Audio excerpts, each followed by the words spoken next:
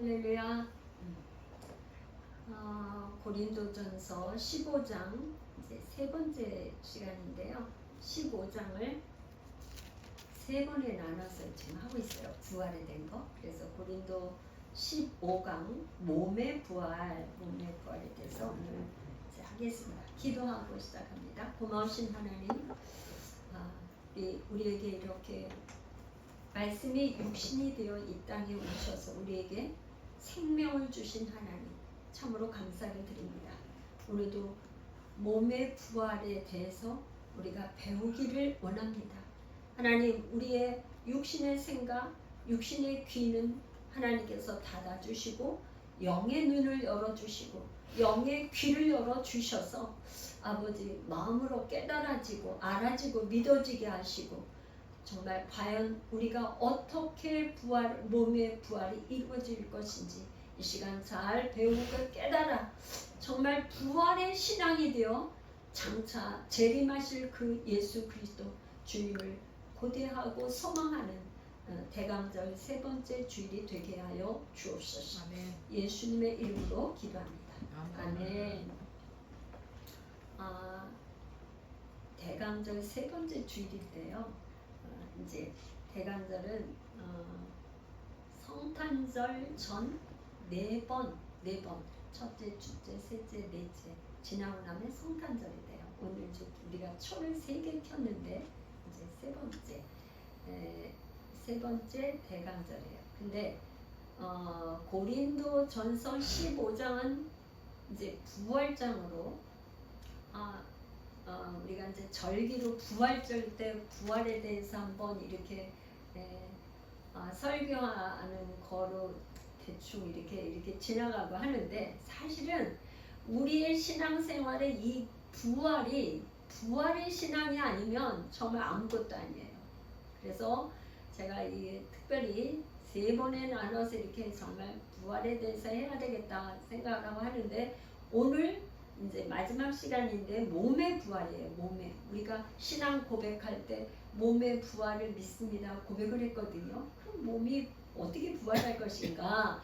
그게 고린도 교인들 성도들의 질문이었어요. 질문한 거를 이제 사도 바울이 지금 답변을 하는데 우리가 지식으로 깨닫는 시간이 아니라 영으로 깨달아지고 정말 알아져서 믿음에 이르는 그런 시간이 되기를 축복합니다.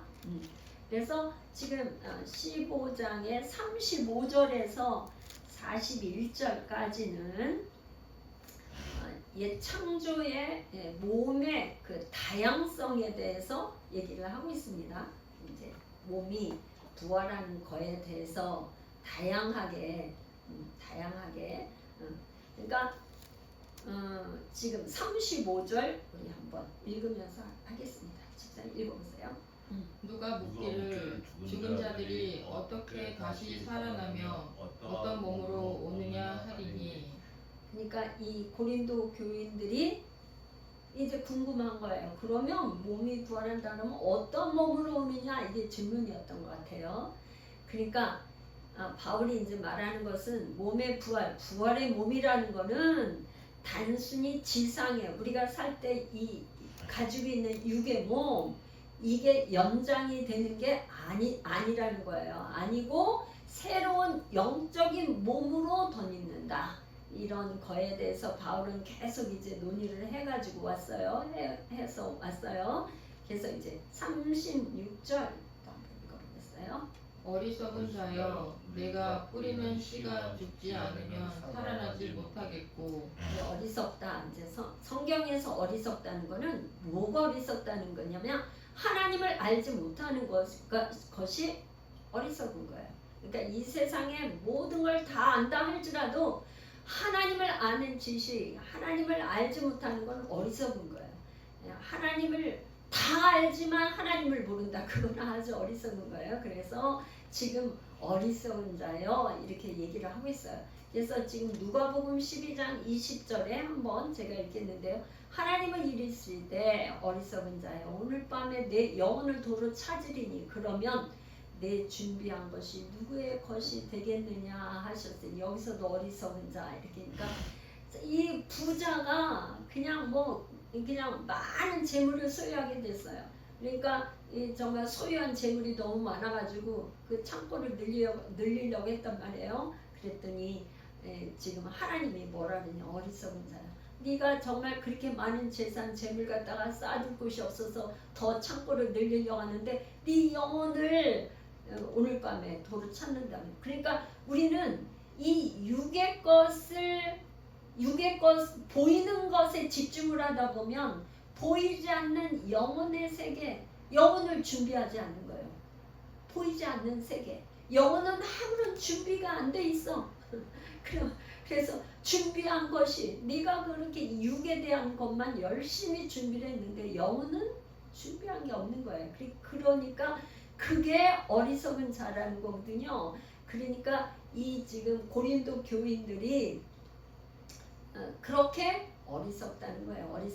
어리석다는 거를 지적하고 있어요. 그런데 여기서 우리가 좀 알아야 될 것이 있어요. 그러니까 우리가 신은 예수님도 이 땅에 오셔서 이렇게 많은 이제 비유를 얘기하실 때 자연적인 이런 비유를 가지고 씨 뿌리는 비유 뭐 이런 거 가지고 이제 설교를 많이 하셨단 말이에요. 그런데 우리가 그 씨 뿌리는 비유에 이게 예수님이 한 거에 우리가 자연적인 이치에서 씨를 뿌리면 콩을 심으면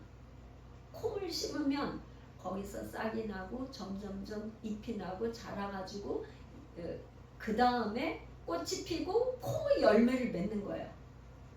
모든 자연적인 이치를 우리가 보면 그걸 알 수 있어. 고구마가 썩으면은 거기에서 썩은 데에서 순이 나가지고 이렇게 잎이 나고 그래. 요즘에 고구마 먹는 철이잖아요. 그런데 고구마를 갖다가 냉장고에 넣어놓고 조금 지나서 그러면은 벌써 조금 썩어가지고 썩은 데서 거기서 순이 나가지고 그렇게 나온단 말이죠.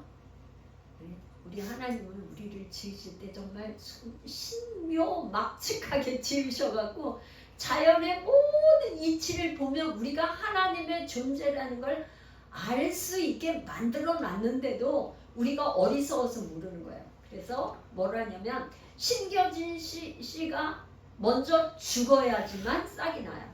이게 첫 번째.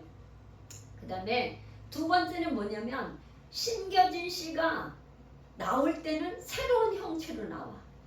완전히 새로운 형체, 그죠? 고구마에서 순이 날 때 고구마하고 똑같은 게 나오니까 전혀 다른 싹이 나와요. 콩도 심었는데 그게 거기서 불어가지고서 나올 때는 새로운 싹이 나와. 전혀 다른 형체로 나온다. 이거를 지금 얘기를 하고 있어요. 그래서 여기 지금 내가 죽지 않으면 살아나지 못하겠고 죽음을 경험하지 못하면 사는 역사가 없어요. 그래서 죽음을 넘어선 다음에 진정한 부활이 있음을 고린도 교인들에게 얘기를 해주고 있는데 왜 이렇게 지금 죽음을 자꾸만 얘기하고 죽음과 부활 얘기하냐? 고린도 교인들은 뭐예요?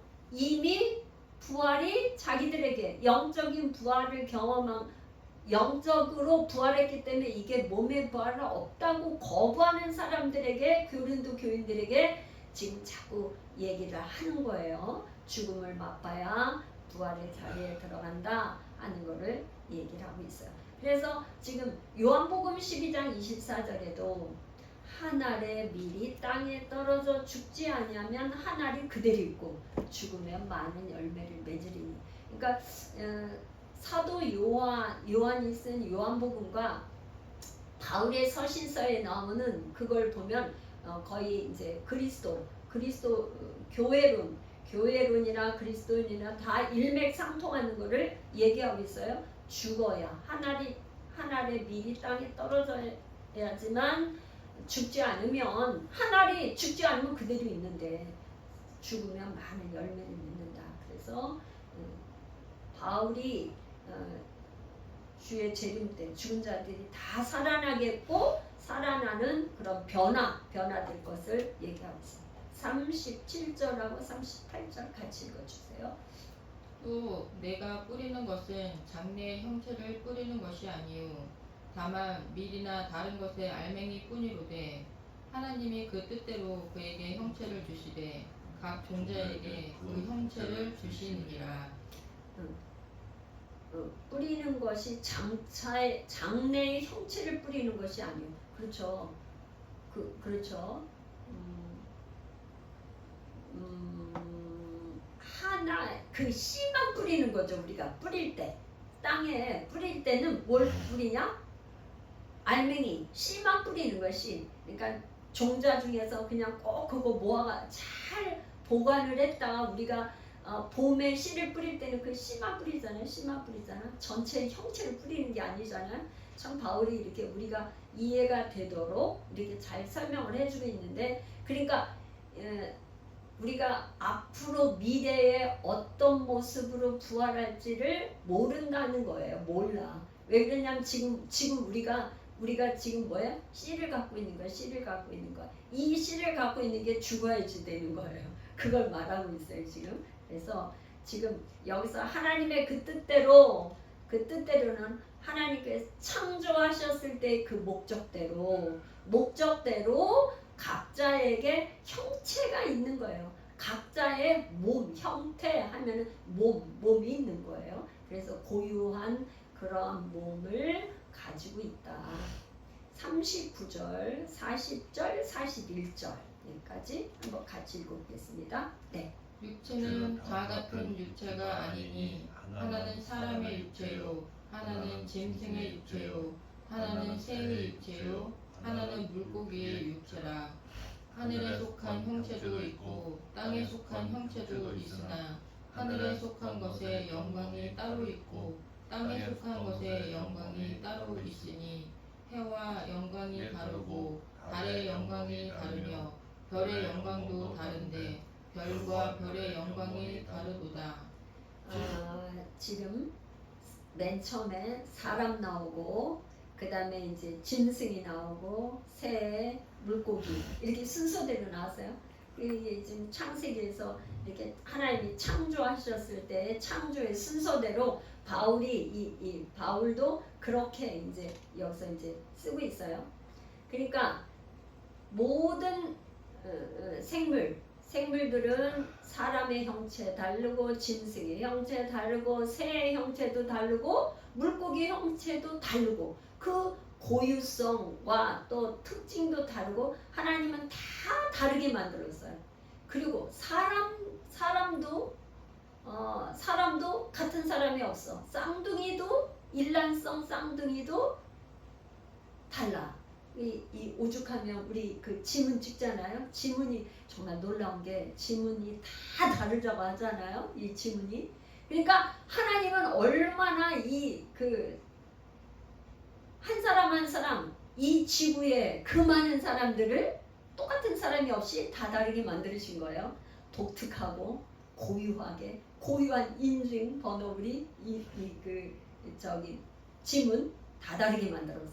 그렇게 다르게 만드셨다. 그래서 사람의 세계, 동물의 세계, 하늘의 세계, 땅의 세계가 다양하게 존재하는데 다르게 여기 지금 바울은 뭐예요? 다르다는 거야.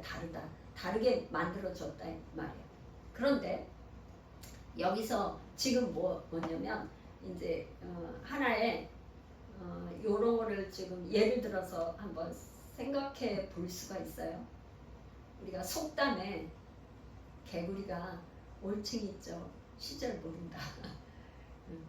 올챙이가 막 있는데 개구리가 그렇게 될 거 생각도 못한 거예요. 그 다음에 이게 나비가 처음에 그렇게 하는 애벌레로 막 있다가 거기에서 알을 까가지고 애벌레로 있다가 나비가 돼서 날아가고 이런 거 전혀 모르잖아요. 우리가 그 비단 나오는 거 그거죠. 꼬치에서 나오는 거. 그러니까 이 지금 우리가 올챙이 봐가지고 개구리가 될 거 상상도 못하고 나비가 날아가는데 그게 애벌레가 있었을 때 애벌레로 막 있는데 누가 거기서 나비가 부활해서 나비가 나올지 누가 알았어요. 그러니까 바울은 뭘 얘기했냐. 우리의 부활의 몸의 부활은 그런 것처럼 우리가 생각할 수 없는 인간의 한계성을 뛰어넘는 하나님의 창조의 새 창조가 일어나면 우리는 생각할 수 없는 그런 부활의 몸이 된다는 거. 그런데 하나의 또 뭐냐면요, 십자가에 달리신 그 예수님이 부활하신 예수님과 같은 연관성이 있는 거죠. 전혀 다른 게 아니고 그분이 동일한 분이시란 말이에요. 십자가에 달리신 그분이 부활하신 그분으로 한 분이신데 그렇게 연관성이 있는 거죠. 전혀 다른 게 아니고 연결이 되는 거. 그러니까 지금의 내가 앞으로 부활의 몸이 될 때는 어떻게 될지 우리가 잘 모르겠지만은 연관이 있는 거예요.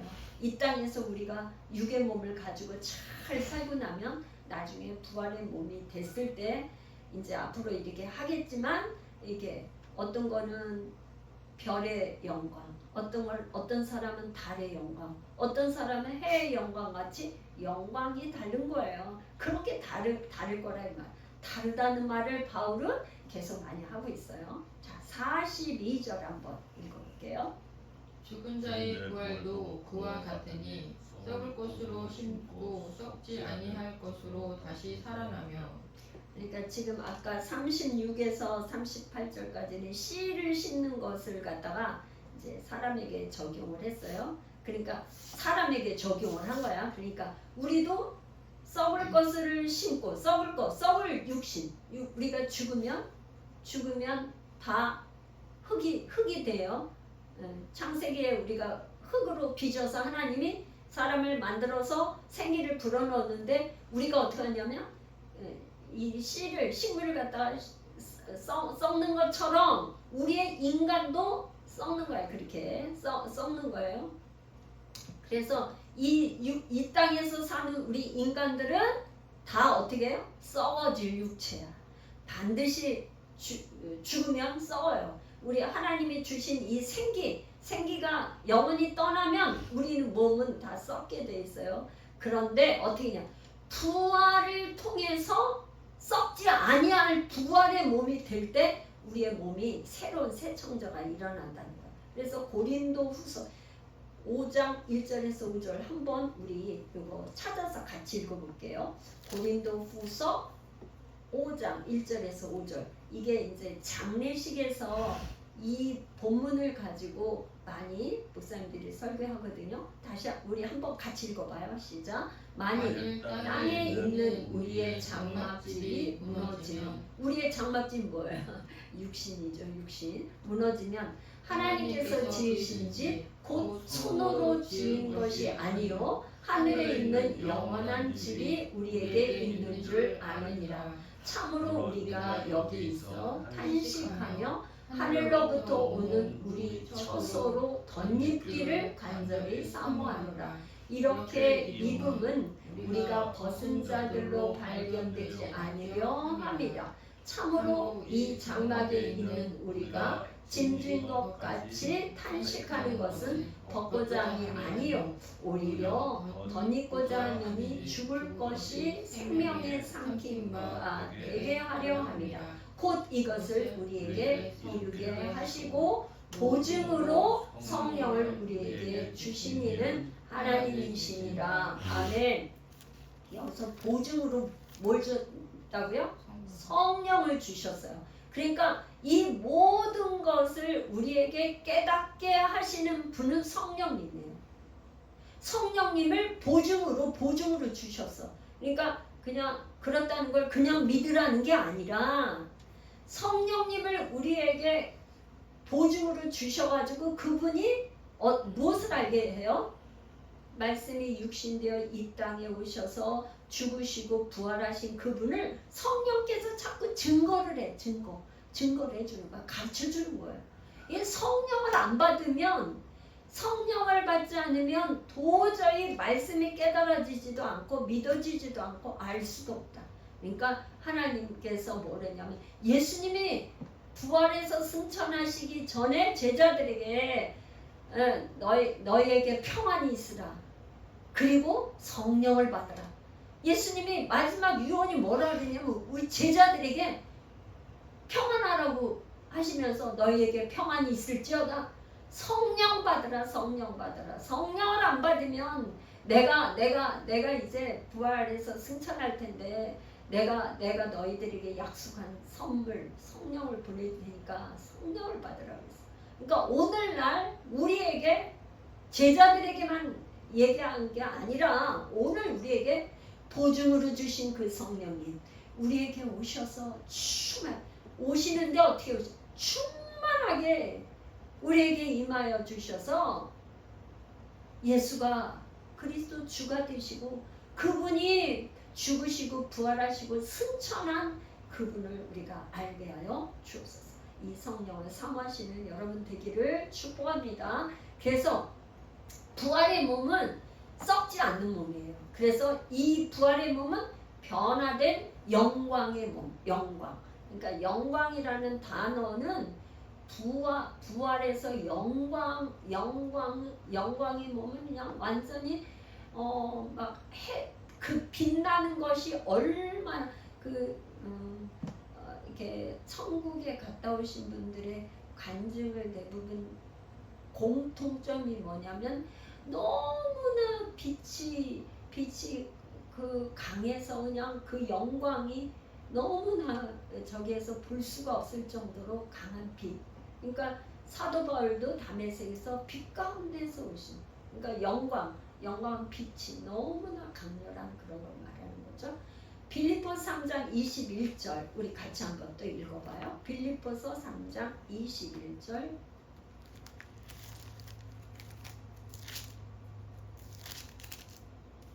빌립보서 3장 21절이시죠.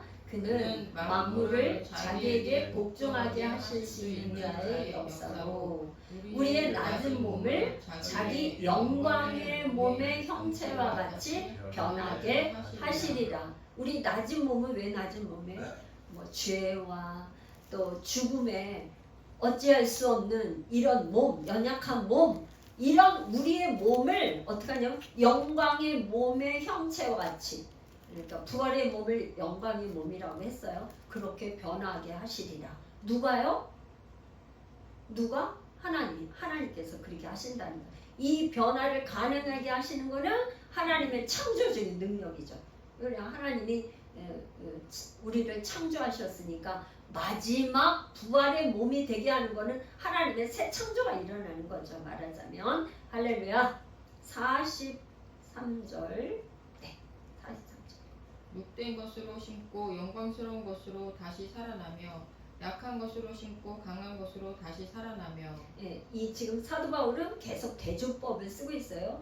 욕된 것과 영광스러운 것, 약한 것과 강한 것, 이렇게 대조를 해서 이렇게 표현하고 있어요. 욕된 것, 약하다, 이런 거는 이제 인간이 죄의 그 유혹에 우리 늘 넘어지고 쓰러지고 그러잖아요. 그런데 그러기 때문에 하나님의 영광이 이르지 못해요. 우리의 이 욕되고 이 연약한 몸 때문에. 그런데 어떻게 또 우리의 그 죄 때문에 결국 오는 것이 질병. 그 질병뿐만 아니라 고난과 환난에 우리가 늘 빠져갖고 고통 가운데 있잖아요. 그래서 우리가 선을 행할 수가 없어. 로마서 7장 19절에는 뭐냐면 만일 내가 원하지 아니하는 그것을 하면 이를 행하는 자는 내가 아니요 내 속에 거하는 죄니라. 사도 바울이 로마서에서 우리는 내가 그렇게 선을 행하려고 생각은 하는데 자꾸 어떻게 그렇게 선을 행하지 못해. 왜? 내 속에 이 죄가 있어가지고 그 죄가 자꾸만 선을 행하지 못하게 하고 넘어지게 한단 말이죠. 그렇게. 그래서 그리스도를 죽은 자 가운데 살리시는 하나님은 믿는 자들을 죽을 몸이 아니고 죽은 몸. 우리는 이미 죄로 죽은 몸이며 그 죽은 몸을 영으로 다시 살리시는, 부활하게 하신다. 할렐루야. 죽을 몸이 아니고 죽은 몸. 우리는 죄의 결과는 사망. 44절 우리 읽어보겠습니다. 육의 몸으로 신고 신령한 몸으로 다시 살아나나니 육의 몸이 있은즉 또 영의 몸도 있느니라. 육의 몸, 영의 몸. 이게 또 이제 대조를 해서 얘기를 하고 있어요. 육의 몸은 우리가 이렇게 지금 현재 우리가 이 땅에서 입고 있는 혈과 육으로 된 인간의 몸을 말하는 거고, 영의 몸은 이제 우리가 부활할 때에 변화된 몸, 그런 거죠. 그러니까 지상의 몸과 부활의 몸을 이렇게 대조해서 하고 있어요.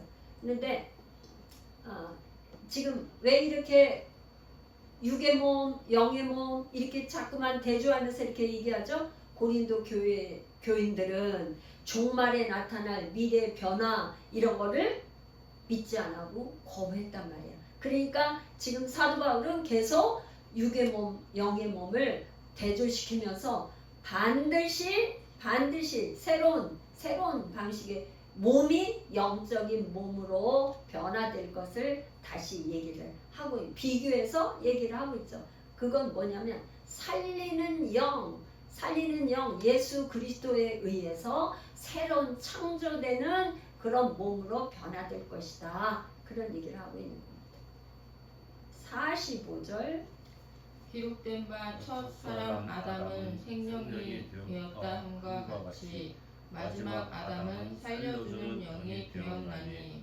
여기서 지금 아담과 그리스도를 또 대조하고 있죠. 첫사람 아담은 선악과를 따먹은 이 죄성을 가지고 있는 아담이에요. 마지막 아담은 예수 그리스도, 그분은 살려주는 영이 되었다. 그러니까 아담은 이렇게 생기를 불어넣어서 생명이 되었다고 하는데, 이거는 그냥 숨을 쉬는 살아있는 존재. 그러니까 생명이 있긴 있지만 목숨이라고도 하고 그래. 그렇지만은 그냥 생물체인 거예요. 그냥 우리는 살아있는 존재. 근데 그리스도는 여기 비교를 하면서 할 때 마지막 아담은 살려주는 영이다. 그러니까 살려주는 영은 그러니까 말하자면 부활의 능력이 있는, 생명이 있어서 살려줄 수 있는, 그러니까 하나님 아버지가 예수 그리스도를 무덤에서 죽은 자 가운데서 살려주신 것처럼 살리는 영, 그런 새 창조의 능력이 있는 살려주는 영이다, 이런 말이에요. 그러니까 종말론적 마지막 때 예수님께서 재림하실 때는 살려주는 영이 되어서 그분이 우리에게 새로운 창조가 일어나서 변화된 몸으로 그렇게 될 것이다. 그래서 그때는 모든 그리스도인들은 영적인 몸이 되는데, 말하자면 예수 그리스도처럼 그런 몸으로 변화될 것이다. 빌립보서 3장 20절에서 21절 다시 한번 우리 읽어보겠습니다. 그러나 우리의 시민권은 하늘에 있는지라 거기로부터 구원하는 자 곧 주 예수 그리스도를 기다리노니 그는 만물을 자기에게 복종하게 하실 수 있는 자의 역사로 우리의 낮은 몸을 자기 영광의 몸의 형체와 같이 변하게 하시리라. 우리의 시민권은 어디에 있다고요? 하늘에 있어요. 하늘에. 그런데 이 땅에서 살고 있는 거예요. 지난주에도 제가 말씀을 드렸는데 또 이제 말씀을 드리는데, 우리가 꼭 잊지 말아야 될 것은 우리의 시민권은 하늘에 있다. 그런데 우리가 이 땅에서 살고 있는 거다. 그래서 마지막 때에는 예수 그리스도 만물을, 여기 지금 굉장히 길게 얘기를 했는데, 그는 만물을 자기에게 복종하게 하실 수 있는 자의 역사로 그리스도께서 우리를 죄의 죽은 몸을 자기의 영광의 몸의 형체같이 변하게 하시리라, 부활하게 하시리라. 46절 말하겠습니다. 그러나 먼저는 신령한 사람이 아니요 육의 사람이요 그 다음에 신령한 사람이니라. 이제 순서를 얘기하고 있어요. 먼저와 다음. 그러니까 먼저는 신령한 사람이 아니고 육의 사람, 그 다음에는 신령한 사람이라 이렇게 이제 순서를 얘기하는데, 여기서 바울이 이제 신령한 것은 먼저 육의 것을 거쳐야 된다는 것을 얘기하면, 이 신령한 것을 왜 얘기했냐면 고린도 교인들이 신령한 것을 굉장히 이제 사모하고 신령한 거 얘기를 하니까 바울이 지금 얘기를 하는 거예요. 그런데 신령한 것은 먼저 육의 것을 거쳐야 된다. 그래서 믿는 자가 반드시 부활을 통해서 육의 몸은 사라지고 새로운 영의 몸을 덧입게 된다. 그래서 다시 말하면 죽음을 거쳐야 된다. 진정한 부활은 죽음을 거쳐야지만 부활을 맛볼 수 있다. 47절. 첫 사람은 땅에서 났으니 흙에 속한 자이거니와 둘째 사람은 하늘에서 나셨느니라. 이것도 또 비교하고 있죠. 땅에서 났고 하늘에서 났고, 그리고 땅에서 난 사람은 흙에 속한 사람이고, 둘째 사람은 하늘에서 나셨다. 둘째 사람 그리스도 말하는 거죠. 그러니까 바울은 글 쓰는 거를 앞에서 한 거를 조금 단어나 이런 걸 바꿔서 다시 한번 설명을 해. 앞에 말하고 별 그감은 없는데 다시 한번 말을 하죠. 첫사람 아담을 얘기하는 거죠. 땅에서 났어요. 흙에 속한 자예요. 둘째 사람은 뭐예요? 그리스도. 그리스도는 이 땅에 사람의 몸을 입고 온 마지막 아담이면서 둘째 사람이에요. 그분은 하늘에서 나셨다. 그러니까 둘째 사람은 마지막 아담이면서 하늘에서 나신 분. 이게 종말론적 그 표현을 얘기를 하고 있어요. 그러니까 그분은 근거가, 존재가, 근원이 하늘이다. 이런 얘기를 하고 있는 것입니다. 48, 49절 같이 읽어보겠습니다. 무릇 흙에 속한 자들은 저 흙에 속한 자와 같고 무릇 하늘에 속한 자들은 저 하늘에 속한 이와 같으니 우리가 흙에 속한 자의 형상을 입은 것 같이 또한 하늘에 속한 이의 형상을 입으리라. 흙에 속한 자 아담, 흙에 속한 아담과 같은 이 우리는 태어날 때 다 아담과 같이 그렇게 태어났어요. 인간의 모습을 가지고. 그런데 하늘에 속한 자는 그리스도잖아요. 그렇죠?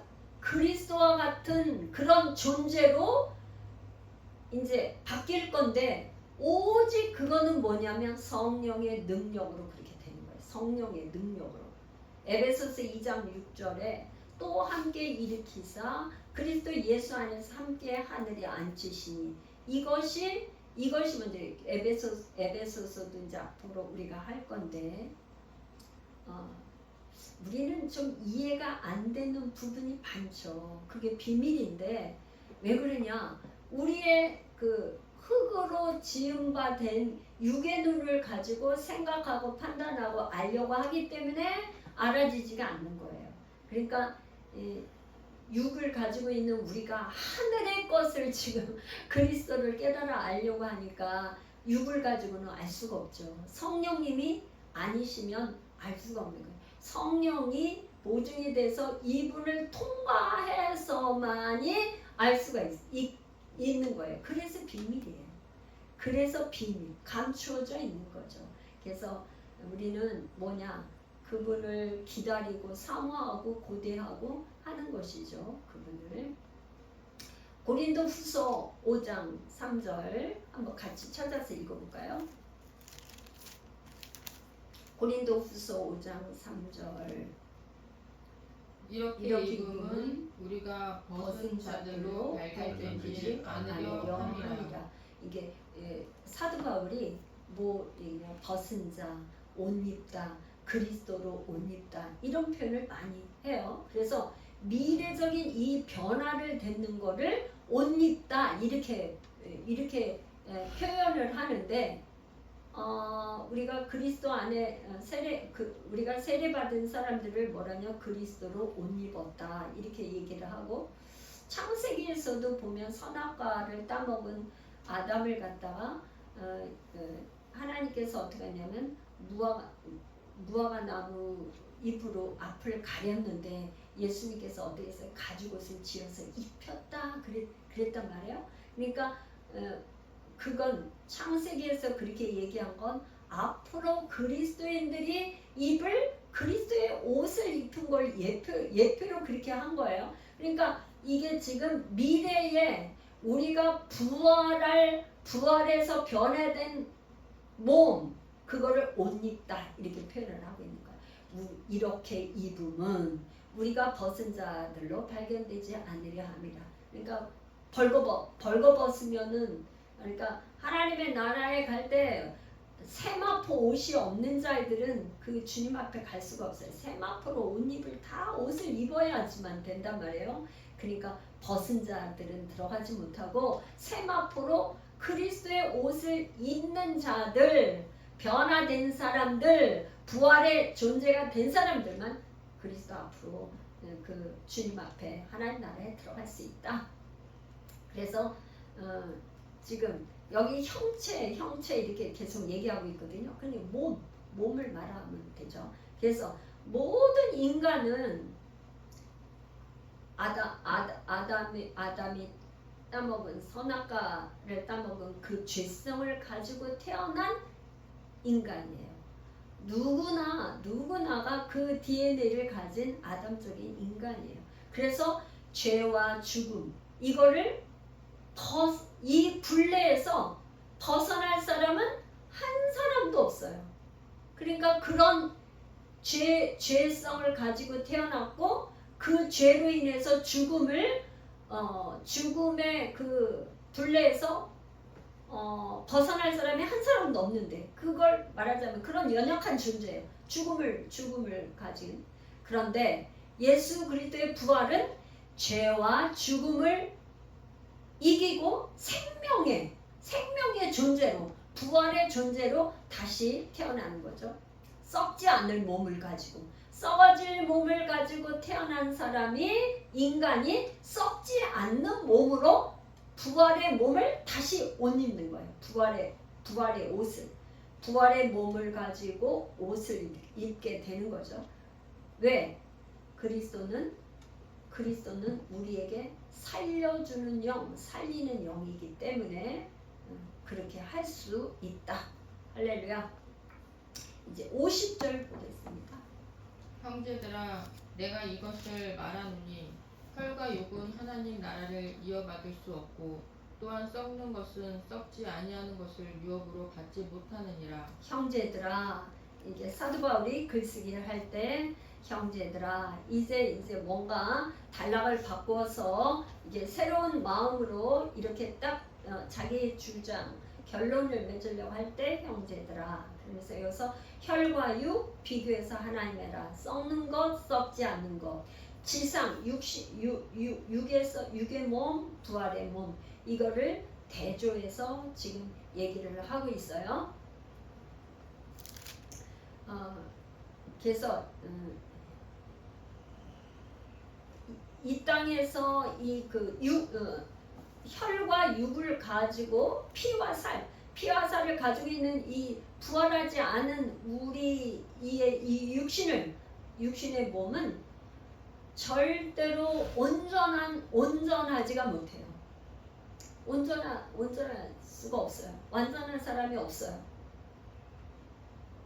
부족하죠. 항상 죄에 노출돼 있고 그렇단 말이에요. 그런데 마지막에 우리가 온전한 자는 어떻게 재림 때에 변화된 몸, 부활의 몸이 돼야 완전한 자가 된다. 51절. 보라 내가 너희에게 비밀을 말하노니 우리가 다 잠잘 것이 아니요 마지막 나팔에 순식간에 후련히 다 변화되리니. 보라 할 때 이제 사도 바울이 이제 한번 봐봐 이렇게 자기 말을 강조할 때 보라 이렇게 말하는 거죠. 그래서 여기서 뭘 얘기하냐면 내가 너에게 비밀을 말하노니 비밀. 하나님의 나라는 비밀이에요. 하나님 자체가 비밀한 존재예요. 신비한 존재야. 그런데 이 비밀이 예수 그리스도를 통해서 나타난 거예요. 나타난 거. 그런데 예수 그리스도를 통해서 나타났지만 우리가 육의 눈을 가지고는 그 비밀을 알 수가 없어. 알 수가 없는데 지금 바울이 뭘 얘기하냐면 하나님의 지혜와 계시의 영이 와야지만 그 비밀을 알 수가 있어요. 할렐루야. 하나님께서 비밀은 뭐냐면 감춰 있잖아요. 자, 한번 보세요. 감춰져 있어. 감춰져 있는데 그 비밀을 아는 것은 어떻게 했냐면 비밀 감춰놓은 분이 그분이 이렇게 열어줘야 돼. 계시. 그분께서 계시로 열어줘야 알 수 있다 이 말이에요. 이해가 되시죠? 할렐루야. 그래서 우리가 기도할 때 뭐라?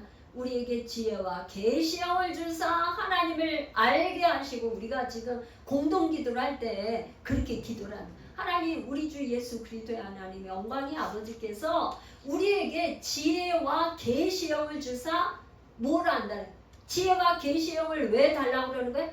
하나님을 알려고 하나님을 알기 위해서. 그래서 지금 사도 바울은 어떻게 해요? 하나님을 아는 자가 됐어요. 그분을 만나봤단 말이에요. 삼층전에 올라가서 그분을 배웠어요. 그러니까 이 모든 감추어져 있는 이 비밀, 부활의 비밀 이런 거를 안 거예요. 안 거야. 그러니까 봐라, 보라 그러면서 지금 내가 너희들에게 비밀을 가르쳐주고 싶어. 이 비밀을 가르쳐주고 싶어. 부활의 비밀을 가르쳐주고 싶다고 하면서 얘기를 하는 거예요. 로마서 11장 25절에도 비밀을 얘기하거든요. 형제들아 너희가 스스로 지혜있다면서 이 신비를 너희가 모르기를 내가 원하지 아니하노니 이 신비가 비밀이에요. 이 신비는 이방인의 충만한 수가 들어오기까지 이스라엘 더러는 우둔하게 된 것이라. 비밀. 그러니까 우리가 감추어져 있는 이 비밀은 하나님께서 가르쳐 주시지 않으면 우리는 도저히 알 수 없어요. 그래서 이런 역사적인 이 종말에 이거는 사실은 하나님의 구원 사건이잖아요. 재림 예수 그리스도가 다시 재림하신다는 거는 재림하셔서 이제 그때 가서 알곡과 쭉정이가 갈라지고 들림 받는 사람과 이 땅에 머무는 사람이 달라지고 이렇게 하는 이 구원의 정말 역사적인 위대한 사건은 사실 비밀이죠. 우리가 다 알 수 없어요. 다 알 수 없어. 단지 사도 바울이 자기가 그 비밀을 이제 깨달은 걸 우리에게 얘기해 주고 있는 거죠. 여기서 이제 마지막 나팔은 이제 그리스도의 재림의 하나의 표현, 상징 그런 걸로 계속 마지막 나팔 불 때 옛날에 168장에 그게 나팔 불 때 주님의 재림을 하는 그런 찬송을 많이 했는데 오늘날은 그런 재림 찬송을 잘 안 해요. 이단시하고 하니까 그런 찬송도 잘 안 부르고 하는데 이 사도 바울은요 여기서 우리라는 이런 표현을 쓴 거 보면 사도 바울은 자기가 살아있을 때 주님이 이 땅에 재림하실 거라는 그런 재림의 신앙을 가지고 있던 사람인 것 같아요. 그래서 계속 우리라고 이렇게 표현하고 있어요. 그러니까 살아있는 우리 뭐 이렇게 얘기하는 거. 나도 지금 살아있는데 주님이 그때 곧 재림하신다 이런 식으로 얘기하고 있어요. 호련이라는 거는 여기서 말하자면 그때 그 변화 부활이 눈 깜짝할 사이에 순간에 일어난다는 거예요. 그러니까 예수님의 그 재림은 약속은 돼 있지만 누구도 그 시간과 그 뭔가는 알 수가 없어요. 알 수가 없는데 여기서 뭐라냐 호련히. 이 호련히는 모든 지금 전체를 아주 그냥 수식하는 단어인데 말하자면 호련히 주님이 마지막 때에 눈 깜짝할 새에 재림하실 때 우리 그 살아있는 자들이 죽은 자들이 먼저 부활하고 살아있는 자도 부활해서 주님과 혼인잔치에 들어간다는 그런 얘기입니다. 52절 나팔 소리가 나매 죽은 자들이 썩지 아니할 것으로 다시 살아나고 우리도 변화되리라. 네, 마지막 나팔 여기 다시 나팔 소리가 나면 그러니까 묵시적인 그런 재림을 나타내는 종말적인 그런 표현이에요. 그래서 여기 이제 순서를 얘기했는데 죽은 자들이 썩지 않을 것 부활하고 그 다음에 우리도 살아있는 자들도 부활한다. 그 순서를 지금 얘기하고 있어요. 살아나고 변화되리라 이렇게 얘기했는데 죽은 자는 살아나는 거죠. 그리고 우리가 살아있던 사람은 변화가 되는 거죠. 그러니까 같은 말인데 말하자면 이 일은 하나님께서 주권적으로 하시는 거죠. 살리는 거, 죽은 자를 살리는 거, 그 다음에 살아있는 우리가 부활의 몸으로 변화되는 거, 이 일은 누가 하냐면 하나님이 주도적으로, 주권적으로 하나님이 행하시는 그런 위대한 능력의 역사죠. 요거는 지금 데살로니가 전서 4장 15절에서 17절 우리 찾아서 같이 한번 같은 맥락이라서 그 데살로니가 전서 4장 15절에서 17절 우리 같이 한번 읽어보겠습니다. 데살로니가 전서 4장 15절에서 17절 우리가 주의 말씀으로 너희에게 이것을 말하느니 주께서 강림하실 때까지 우리 남아있는 자도 자는 자보다 결코 앞서지 못하리라. 주께서 호령과 천사장의 소리와 하나님의 나팔 소리로 치니 하늘로부터 강림하시리니 그리스도 안에서 죽은 자들이 먼저 일어나고 그 후에 우리 살아남은 자들도 그들과 함께 구름 속으로 끌어올려 공중에서 주를 영접하게 하시리니 그리하여 우리가 항상 주와 함께 있으리라. 아멘. 할렐루야. 데살로니가 전서에도 이 부활에 대한 이 지금 부활에 대한 장으로 나오는데요. 이 부활하면 여기 지금 자세히 나와 있는데 죽은 자들이 이제 데살로니가 교인들은 어떤 생각을 가지고 있었냐면요. 그러면 죽은 자들은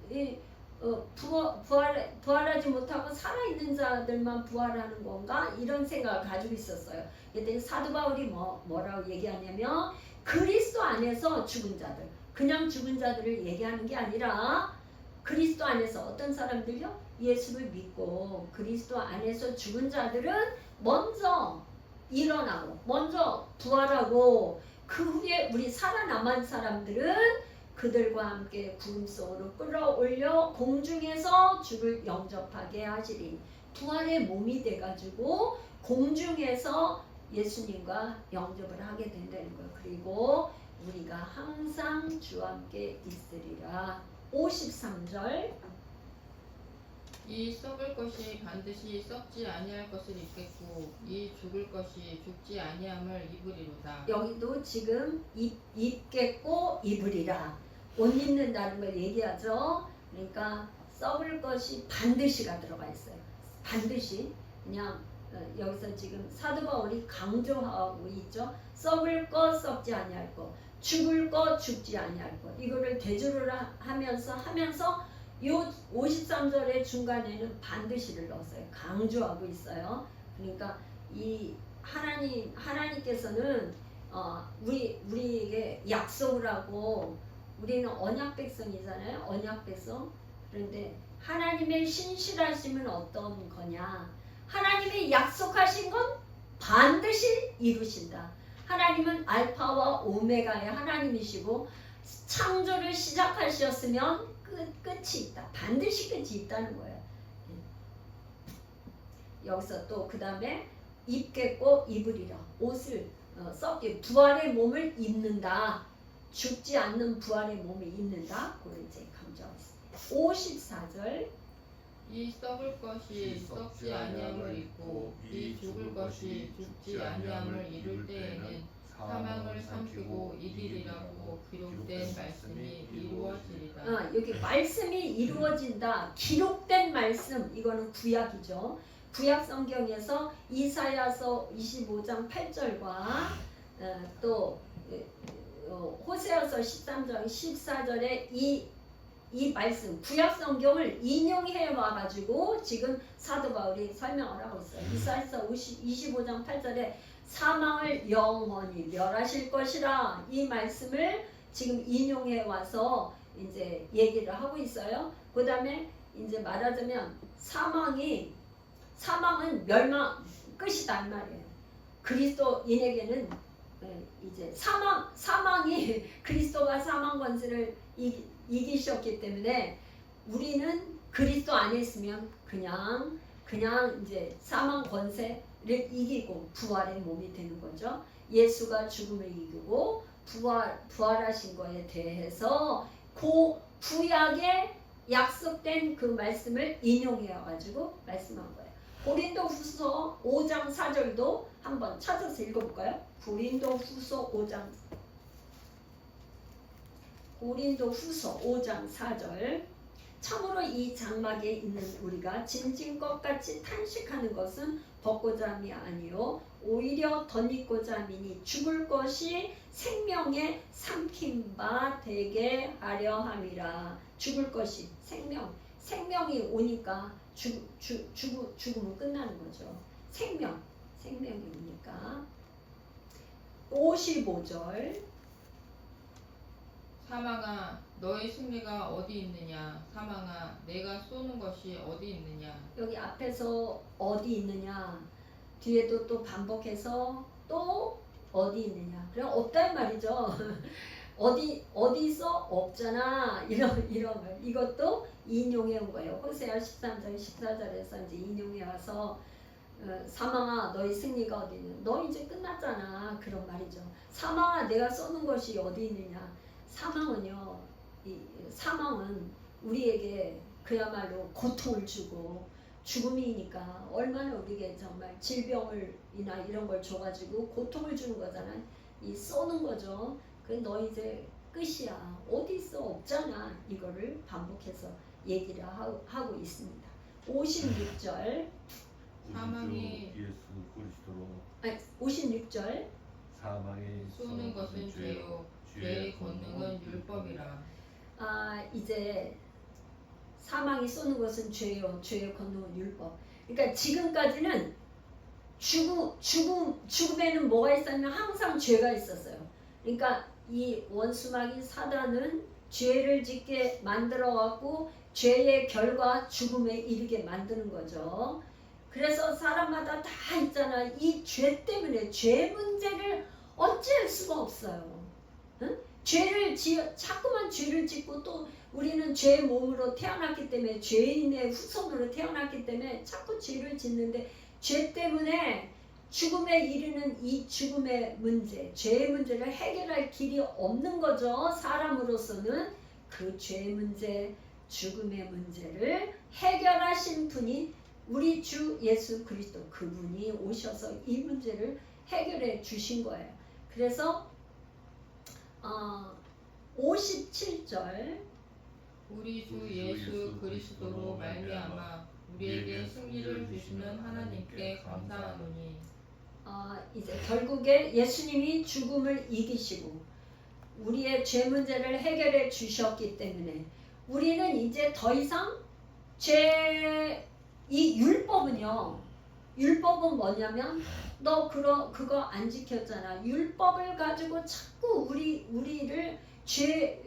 우리가 죄의 굴레를 씌워가지고 자꾸 판단하고 정죄하고 그런단 말이죠. 사단은 뭐냐? 하나님 앞에 계속 율법을 가지고 참소를 해. 참소. 하나님 앞에 우리의 누구 하나님 저도 안 지키고 뭐도 하고 뭐도 안 하고 뭐도 안 하고 뭐도 안 하지 않습니까? 죄인인 것을 고발하고 참수하는 게 원수마귀 사단이에요.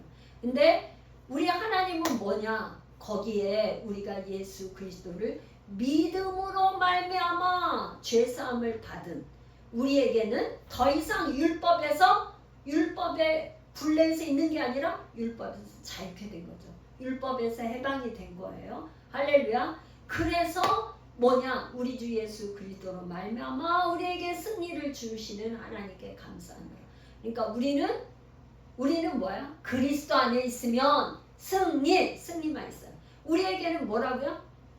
그리스도 안에 있는 자에게는 날마다 승리하는 거죠. 왜? 주님이 승리하셨기 때문에 죽음을 이기시고 부활하셨고 승리하셨기 때문에 우리는 그냥 주님께 붙어 있기만 하면 그냥 덩달아 승리하는 거예요. 얼마나 감사해요. 정말. 날마다 이김을 주시는 거죠. 날마다 이김을 주시는 거죠. 그러니까 더 이상 죄, 죽음, 율법 이런 것들이 우리를 붙잡고 사망의 음침한 골짜기로 우리를 끌고 갈 수가 없다. 58절. 그러므로 내 사랑하는 형제들아 견실하며 흔들리지 말고 항상 주의 일에 더욱 힘쓰는 자들이 되라. 이는 너희 수고가 주 안에서 헛되지 않은 줄 알미라. 이 58절은 고린도전서 전체의 키버스 핵심 구절이에요. 그러니까 고린도전서의 결론 그러므로예요. 결론. 내 사랑하는 형제들아. 아까는 뭐라 그러냐? 그냥 형제들아 그렇게 했는데 지금 사도 바울이 내 사랑하는 형제들아. 뭐 아주 그냥 지금 결론을 얘기하면서 뭐라냐? 사랑하는 너희들 내 사랑하는 형제야. 근데 견실하며 흔들리지 마. 그러니까 견실하고 흔들리는 거하고는 반대죠. 또 대조하는 거예요. 너네들 절대 흔들리지 마. 자꾸 넘어지지 마. 그리고 항상 주의 일에 더욱 힘쓰는 자들이 되라. 지금 왜 이렇게 흔들리지 말라고 했어요? 이 이야기는 사도 바울이 자기가 전해준 전승, 자기가 전한 이 복음에서 넘어지지 마.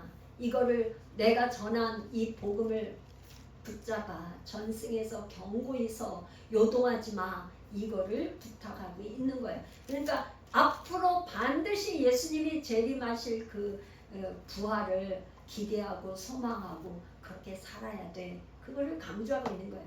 그래서 미래의 부활의 소망을 가진 사람은 사실 오늘 현재를 열심히 살 거예요. 열심히 살아. 예수님이 재림한다는 것을 믿는 사람은. 그런데 예수님이 재림할 거를 믿지 않는다면 현실에 충실하지 않죠. 그냥 오늘 잘 먹고 잘 살고 내일에 대한 기대나 내일에 대한 소망이 없기 때문에 오늘로 좋게서 그냥 캐싸라 잘 먹고 잘 살자 이렇게 할 것이라 이런 거죠. 그래서 여기 이제 주의 일에 힘쓰라. 충성하라는 거예요. 주의 일은 뭐 어떤 것이 주의 일일까? 하나님이 기뻐하시는 일, 하나님께서 기뻐하시는 일에 열심히 해라. 너의 수고는 뭐 믿음으로 행한 모든 행위를 너희 수고라고 하는 거죠. 믿음으로 한 거. 그런 거를 너희 수고가 헛되지 않게 하라. 그래서 주 안에서 헛되지 않다. 주 안에서 헛되지 않다는 거는 뭐냐? 판단이 내가 생각할 때 판단하는 거 아니라 그리스도께서 하나님께서 판단하실 때 기뻐하시는 거, 주님이 기뻐하시는 거, 그것이 주 안에 있는 거죠. 그러니까 헛되지 않게 하라.